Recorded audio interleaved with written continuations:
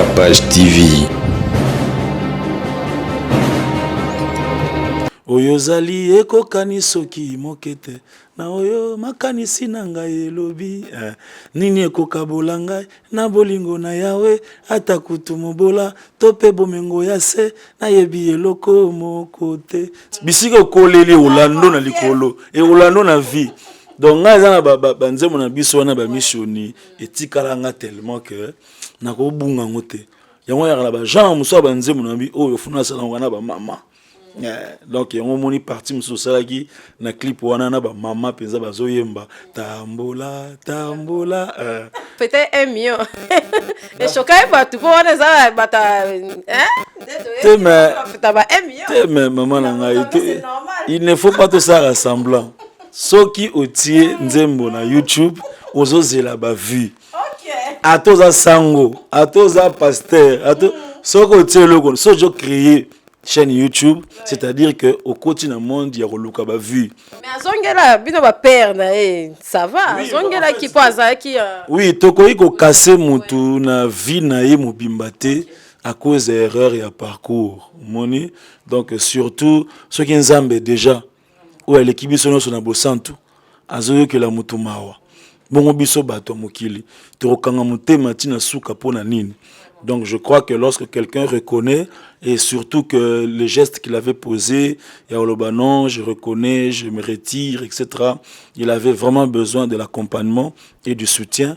Et donc je crois que l'Église, corps du Christ, nous sommes appelés à accueillir notre frère, à le soutenir, et parce qu'il a encore beaucoup de choses à donner, il a encore beaucoup d'années dans Moussala Nzambe, et donc je crois qu'il a droit à notre soutien. Ceux qui sont en institution, en Mboka, où est respecté confinement eza ba église to kanyi na biso to sa ba prière na biso na ba Facebook et mutu moko ta a marché mutu moko ta boyi mais ba ngamo musutu moni bato ba wenze ba commerçant bazo sala na bango ba politiciens koloba te ba marche ba mobiliser ba base na bango en plein confinement et tout ça mais l'église a respecté cela.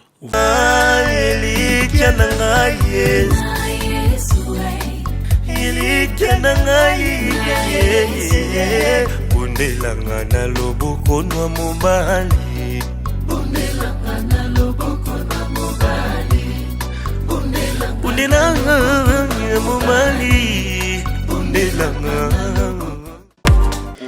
Papa Henri na yambio na kolo et merci pour notre ma colo na Capage télévision pour moi c'est une bénédiction et les actualités comment na moni papa Franck a tiré clip mort déjà sur le marché na mona ki yo pop misaki nzembo ya sika et ça nini et au marché ça va bon ngai na un album na ngai depuis début année donc titre na ngo ezali merci Seigneur Jésus-Christ album on essaie na yambio na kolo.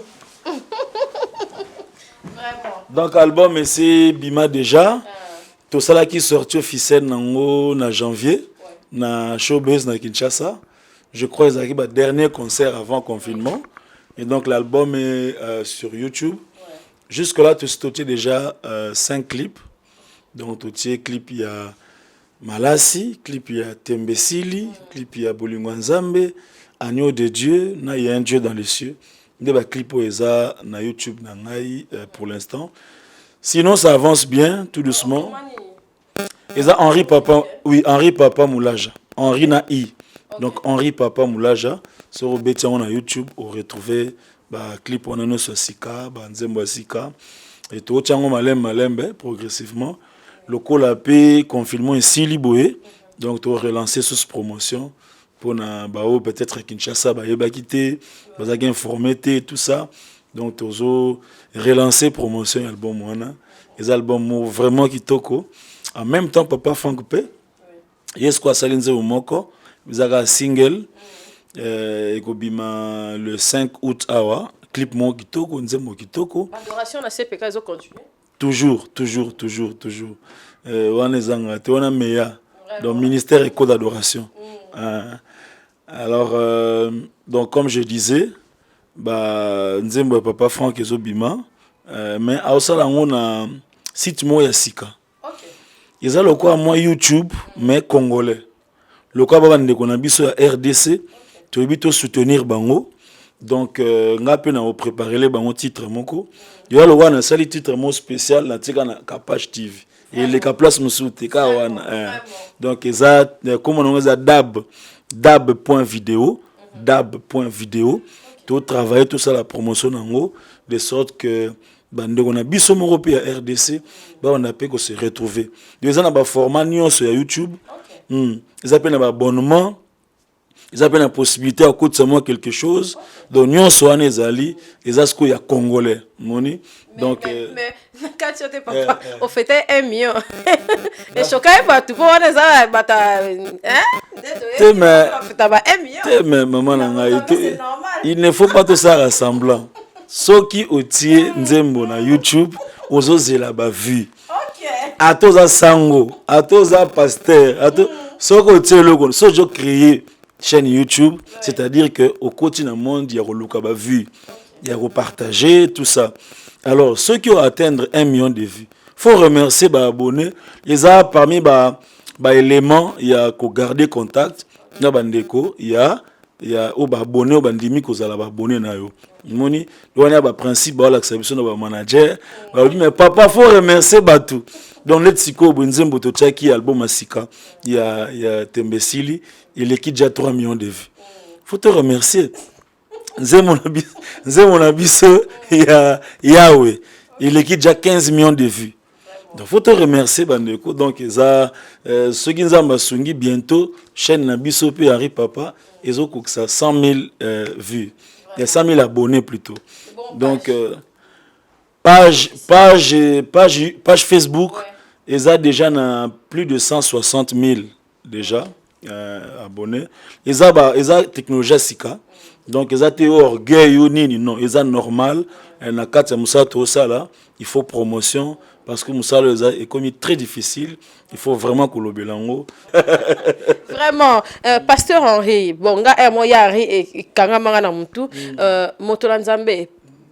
de Paul. Oui, lui il a décidé aux années Kuna, à évoluer bien, à salper album naïe, ils ont évolué très bien, mon cœur t'adore, il a aussi une chaîne YouTube de Paul Moulaja, à zappé na ba clip à Sika Sali, tu as peine nzembo to emba inaye, donc oyozali eko kanisoki mokete na oyo makanisi na ngai elobi nini ekokabola ngai na bolingo na yawe ata kutu mobola to pe bomengo ya se na yebi eloko moko te nzembo kitoko donc il évolue très bien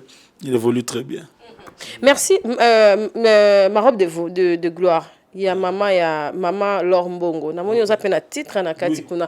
Pona yo sollicitation nyonso on dirait yo zara ouvert na ba nyonso. En tout cas, ezalaka ouais, mais je pense que photo sunga na biso. Donc ce moninga kanisio, ils a déjà signe moko ya considération et surtout que maman Laure Mbongo ou sali parcours na mboka ou azana témoignage bien ou samsana ti lelo azana constance quand elle m'a sollicité pour na koyemba na nzembo wana j'étais d'abord très content et je me suis senti aussi honoré nga pe na invité qui na célébration Pâques l'année passée à Yemba qui a sali une très belle prestation et donc voilà ils a entre Musala Nzambe senga pe collaboration. Tu as retrouvé aussi son frère Michel Baken. Oui, bien sûr. Lui, c'est mon frère. Donc, avec lui, ils ont vraiment... Ils ont bien, tu as une voix, ils ont des mots. Et ça, c'est l'autre. Mais Azongela, bino ba père na ça va. Azongela qui passe qui oui, tokoyi ko casser mutu na vie na ye mubimbate à cause d'erreurs et à parcours. Moni. Donc, surtout, ceux qui nzambe déjà, ou l'équipe sono na bosantu. Azoyo ke la mutu mawa bongo biso bato mokili to kanga mutema tina suka pona nini. Donc je crois que lorsque quelqu'un reconnaît et surtout que les gestes qu'il avait posés ya olobanon je reconnais je me retire etc. il avait vraiment besoin de l'accompagnement et du soutien et donc je crois que l'église corps du Christ nous sommes appelés à accueillir notre frère à le soutenir et parce qu'il a encore beaucoup de choses à donner il a encore beaucoup d'années na musala nzambe et donc je crois qu'il a droit à notre soutien. Anniversaire elekaki menga na zio siko tomonaki frère Mike Kalambai tomona Michel Bakenda me baki oyembelo lolemo bato bakoma na se na botika papa Henri pardon ya maman bolanda ye to bazako comme modèle bazako ça votre na comportement na yo le bolanda et ça kondeni lolemo. Non, ça nous encourage et interpelle biso pe article là toujours nanzela mais on est là qui entre nous à la maison mon bon mabeka ande ba réseaux sociaux donc ata bo fandi na coin ata bozolia kwanga il faut ka ebima. Donc, ils vraiment entre nous, c'était vraiment. J'étais très surpris parce qu'en fait, Bandaro Luka, moi, ni Barossa a une surprise. Babayebi Kenaza, Moutaba programme, Nabimaka et tout ça. La seule possibilité, il y a Tongo. Baya Penza 5h30. Donc, nous avons Benga, na Butu, 5h30, 6h, na moni pina joyeux anniversaire. Non, j'étais très touché, na moni pina bato, bakati ba pongi na bango, ba yi na tongo. C'était vraiment, ça m'a beaucoup touché, na gobo sanangote. Voilà, ce sont des frères, ce sont des amis. Voilà. Tant on peut se rappeler Mathéa, il y a comment adorer et tout. Et malin dissipé là, je pour na jeune chanteur, to batu pour na ko simba crédibilité à succès quand même. Pour to raté. Est-ce que et ça la maté, on a rappelé la ambition na monter, la conférence, mais quoi ça là déjà. Oui, on le fait. On a initié un projet conférence des chantres. Tout ça là en régulièrement, peut-être confinement, on a préparatif album, des salaires que na sala monté. Mais on le fait petit à petit. Couper sa vie dans Nzambe, na jeunage et puis bogar boy tentation. Oui, c'est pas facile, mais avec Dieu, c'est possible. C'est pourquoi il faut aussi qu'on soit temps à préparation. Dans la vie, il faut pas qu'on le bimambangu. Sur aux 8 ans, on s'est préparé. Moni bisona auto ebani kala, ça fait des années.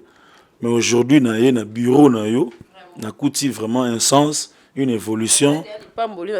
Voilà, souci, il y a excellence, on sent ça. Donc, et là, c'est que tu as quand même respecté les étapes et aux appels ambition quelque part. Moni, donc, tu me sois abandonné le lot, il n'y a pas de page TV lobby.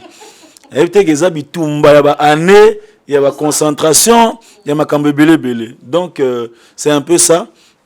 Il y a plusieurs facteurs et sont à maintenir succès. D'abord, il y a la qualité de sa conversion. Mais il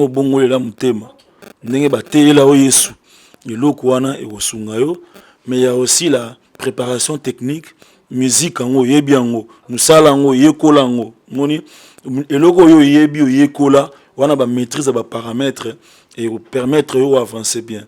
Et puis troisième chose, il y a aussi l'éducation. Éducation à famille. Moni donc l'éducation que tu as reçue dans ta maison va influencer les niveaux que tu vas atteindre dans la grandeur et dans la vie.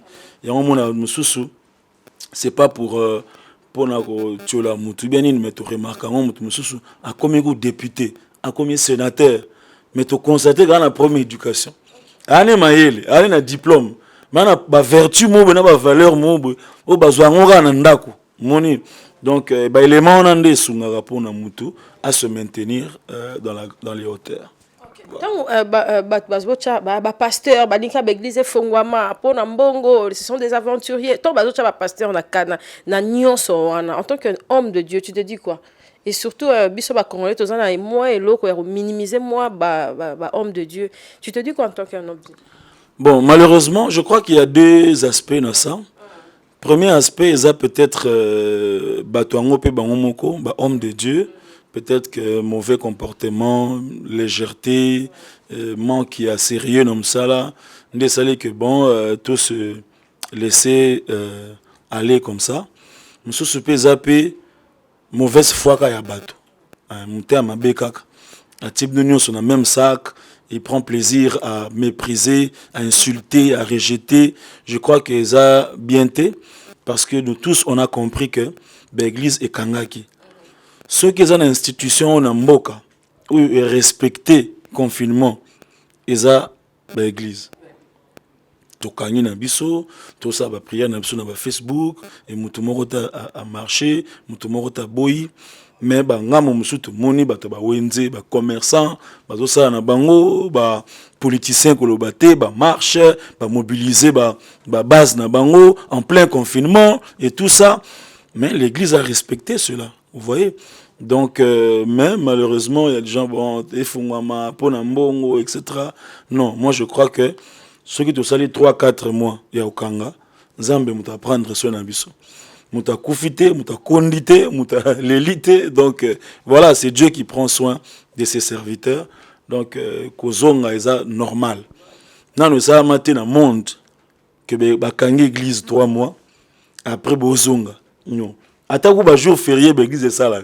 Déjà eza spécial. Donc on rentrer ou eza rentrer façon te go adorer, façon te go bina. Muta peksa sauter. Le 16 on a dimanche le 16 août.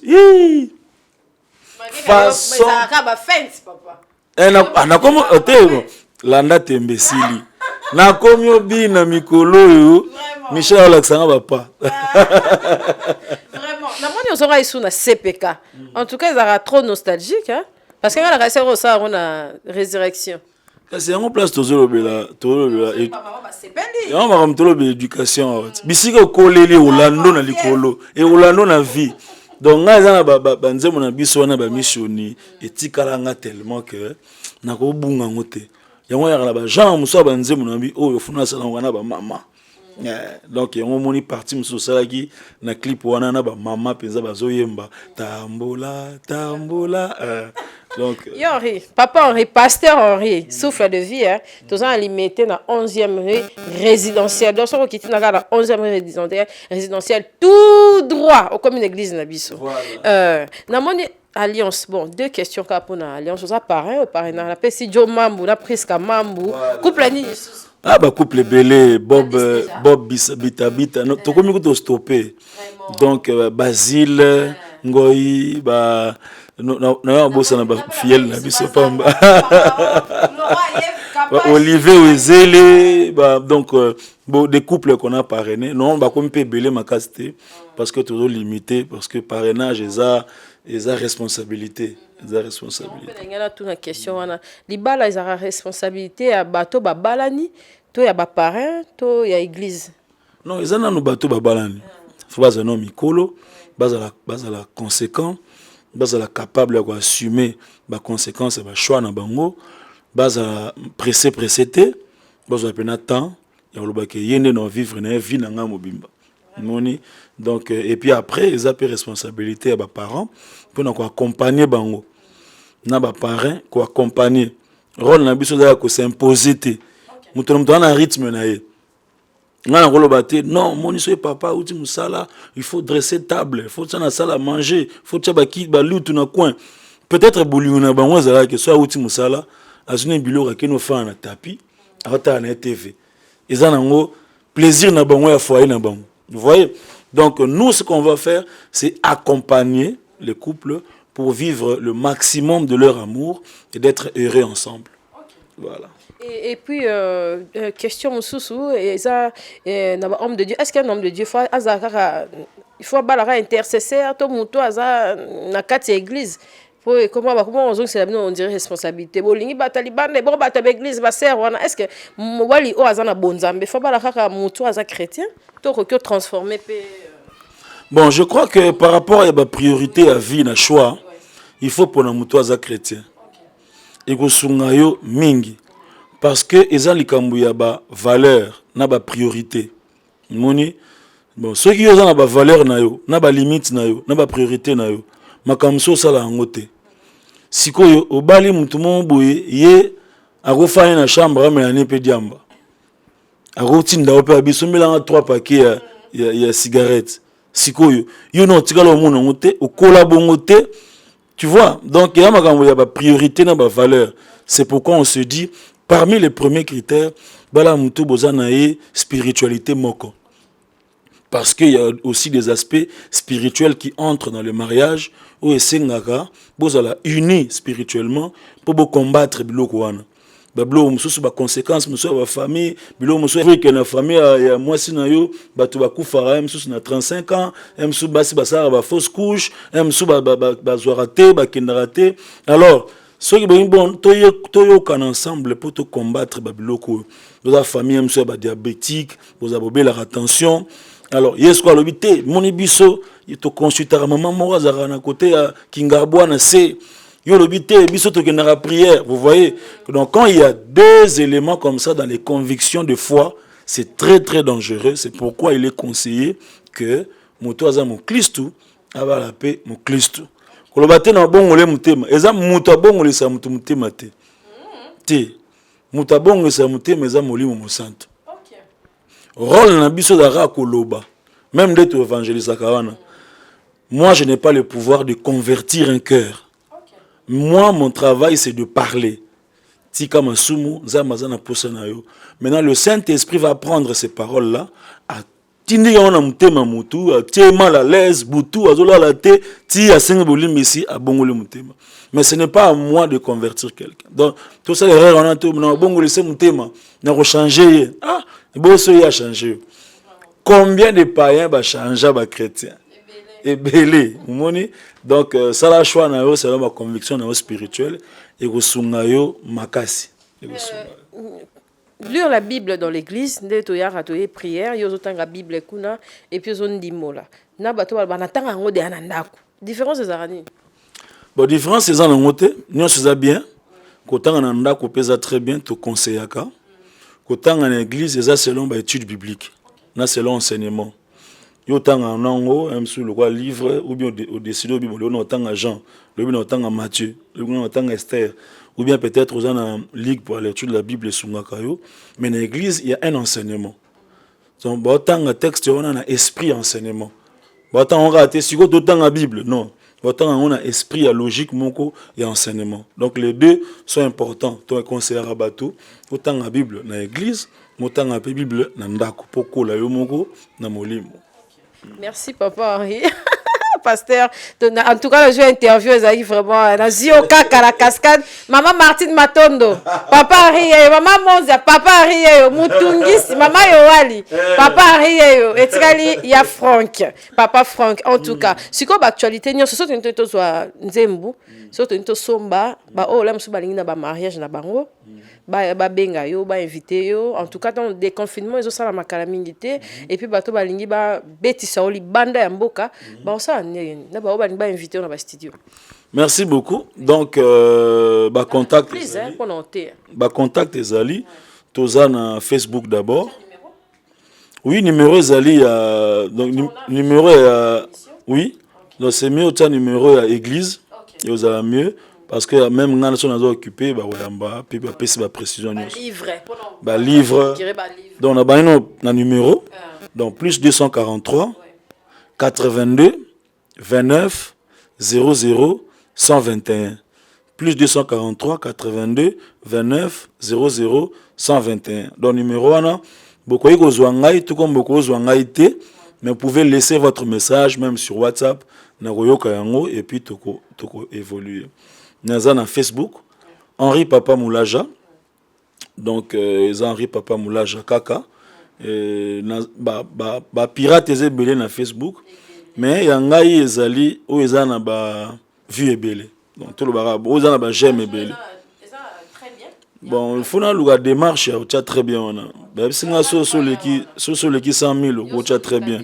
Il y a habité ndeni batarango, mais bon, ma caractéristique nuance on appelle ça la page. Ce qu'on a lobby, mutu soit créé en. Donc moi ne va sous page d'angeza na bona la tabo yote. Mais page d'angeza ra ezana ba j'aime belé. Oh monique ba j'aime belé, c'est qu'il y a ngai. Il y a Facebook. Nous appelons Instagram Henri Papa Moule. Henri Papa Moule na Instagram. Nous appelons YouTube Henri Papa Moulaja. Nous sommes la possibilité de regarder contact, numéro notre pesa ou comme appel na WhatsApp. Nous appelons email henripapamoulaja@gmail.com. henripapamoulaja@gmail.com. Soza en Kinshasa. Olingo ya bureau, olingo ya na église, toi na limité 11e rue résidentielle avenue Begonias numéro 639 Begonias 639 ndenge tozo banda bo déconfinement bakute na biso za dimanche na 8h30 mardi à 17h et puis vendredi à 17h. Voilà. Et puis somba ba CD. Voilà, ba CD ezape na église, ba CD ezape na maison Kin Express ezaka na Tombalbay na ville. Ba CD ezape na ba église ndambo ya Kinshasa, soki na Résurrection, oké na Philadelphie, na Fila, Cité d'Exaucement, oké na le côté à presse, au Tuni ba CD au reçoit ba CD okoya pe na église na adresse na pesi na limité au reçoit pe ba CD banzembo kitoko okoya po télécharger en internet na iTunes, Deezer, Spotify ba nini sur téléchargement okozo ngo pe aussi banzembo na nyonso kuna ya album Merci 12 chansons au total. Bon papa zapena ba orphelin o atangi Sarah dina yemoko ça sponsor ce que ça la mandeni ba orphelin basé belé ba partenaire ba yaka so lingo yemba to yo moko lingande te ba yebake tu soutiens aussi les orphelins et les femmes veuves. Bon on le fait bon toi on travaille moi tout ça chaque septembre to benga un geste d'amour to soutenir ba orphelins ba obaza démunis ba to pesa ba cahier etc. Alors tu as une habitude il y a ko publier ngo après ba opinion ba tu ils a divisé ba musu ba bi bozo publier zara ko lakisa tout ça sorozo aider mutu na loboko à droite il y a gauche monate ils a orgueil et tout ça alors et pourtant musu ba zo ba pe bozo aider ba touté bozo soutenir ba touté et tout ça alors c'est un peu bon on s'est dit bon on va arrêter de diffuser ça tout ça là mais tout publier mais mutu azana muté mamalamu ouais voilà c'est important ça pour l'information. On a besoin à mona, donc on le fait pas, mais malheureusement, l'interprétation les alaka un peu différente. C'est pourquoi bon, on avait laissé, même dans Covid oyo, tout ça qui descend, tout le monde na kimwenza, na kati kuna gare, les cas kuna, tout nous sensibiliser, tout ça qui na pasteur Flarin, prophète Joe Grace, prophète Ngawala, pasteur Dédé Lando, tout ça qui vraiment tout ça descente, tout distribuer moi loso, moi cache-nez, moi désinfectant, moi pour mon épisode il y a cache-nez désinfectant, on risque pas bien donc moi loso, moi savon, tout ça, on était vraiment descendu sur terrain, on a même publié ça aussi. Et puis malheureusement, on a eu aussi des avis contraires. Fallait bomba, bolinka tomona. Donc Ezali, vraiment ceux qui os a touché na projet oyo, on peut contacter biso, c'est toujours bien d'aider les gens. Cause la tous un million pour aider. Na muke oza nangwana, oko kabola nandeko, au pesi moi sourire, moi espoir nandeko et ça là toujours bien. Ouais Gaël, après papa on l'aime on l'auto toki ozwa bino pena ba papa Toms boyembela biso ta ba couplé wana ata ba nostalgie akala wana toko retrouver on lisusu parce que on dirait tozo on lisusu depuis ba nyos ba panzana beaucoup qui on s'est retrouvé. Ouais, bien sûr, on le fait toujours, on le fait souvent. Je me rappelle te betaki célébration Pâques Moko na Gaël to yembi banzemba ba kumama ba tuer Dieu et tout ça. Tu assistais qui peut na 20 ans à Gaël na parking tu yemba qui peut ensemble ils appellent na YouTube. Donc je crois que parfois c'est aussi un problème de moyens. Moni normalement biso ba musicien tous ça censé être au sama comme sur biso moko.